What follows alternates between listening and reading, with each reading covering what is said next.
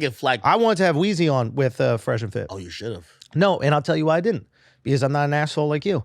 You think that I fucking set them up. I said, I don't think that I was like, I don't think that's fair. Can I tell you something honestly about that? And this is how much I was looking out for them. I didn't want to put out the episode. I said to them, I was like, guys, I think this could make you look bad. You can have you guys back on again. We can do this again. We can have another conversation. But I don't want to take part in putting something out there where the internet is going to beat you up. That's not what this is about for me. We can have another conversation. Multiple times. I said, I don't even feel... They hit me, yo, put it out. I'm like, is there anything you want edited? I can give it to you. You guys can take out anything. Is there anything you want removed? They go, no, put it out in its entirety. Let me ask you a question. I just want to point this out. My beef is never with creators. My beef is with institutions, politicians, fucking elites. Fuck them. In terms of like an independent creator, like whether you like it or not, there's similar fights that we're all fighting. So I don't like to get bogged down in I any gave of that advice kind of on that because they said, hey, Andrews is asking if, like, should we edit anything out? And I didn't see it yet. So I'm like, wait, how was it? It was like, no, I think, they tried to get us and we got them. And I'm going to be honest.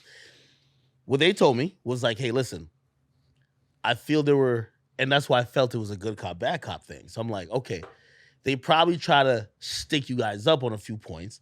And if you eloquently and logically explained yourself, right, that may make it look like it was a hit job or it was a poorly executed hit job. It might make them look bad.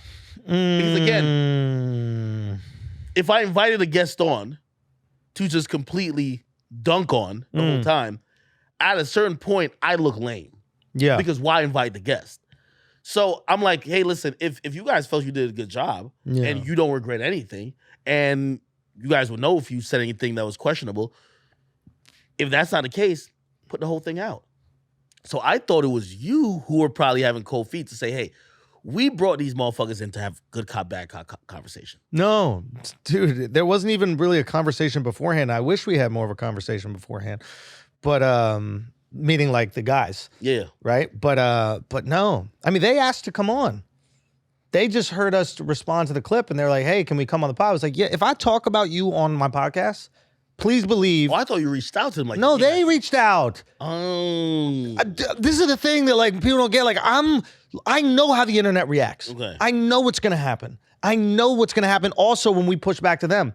Right? All these loser fucking like pickup artist guys on the internet, with a fucking YouTube channel of 10,000 people are going to do these like think piece about us, etc. I understand it. I know what's going to happen. Yeah. I know. I know how the internet works, right? Yeah. They see the views, they go, okay, I'll talk about this thing because that's going to get me views. We do it too. Yeah. Right? But I didn't want to take part in what I knew was going to end up being slander.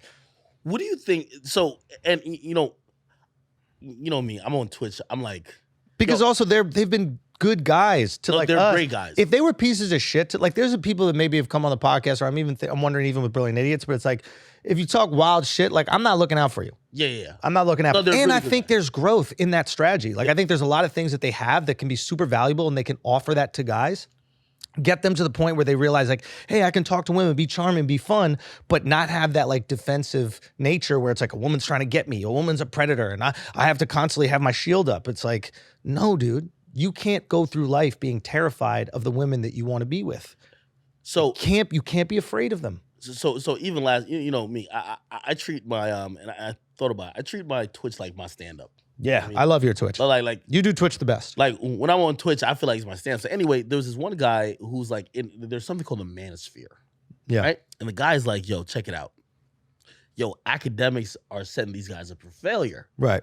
Because he's like, first of all, they gave me the credit. Like, I guarantee Academics is the one who put them on flagrant. And here was the whole thing. And this is the conversation I've been starting to have. Yeah. Because I want to ask you. Yeah. Their ideology is really good within the niche. Within this quote-unquote manosphere, which is not mainstream. I think this manosphere is now expanded after people started realizing that people are taking advantage of, like, say, the Me Too movement, and that they're just really trying to silence men or just hate men. Right. For some extreme portions. So now there's a need to give men a voice. people have bonded around that, and I think that's helped what's called the manosphere. I think when it comes to these guys, they got to make a decision.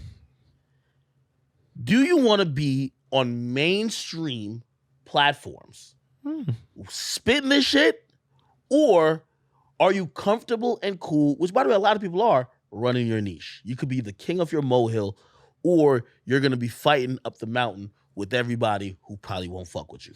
But the mountain's bigger. There's bigger reward and cost.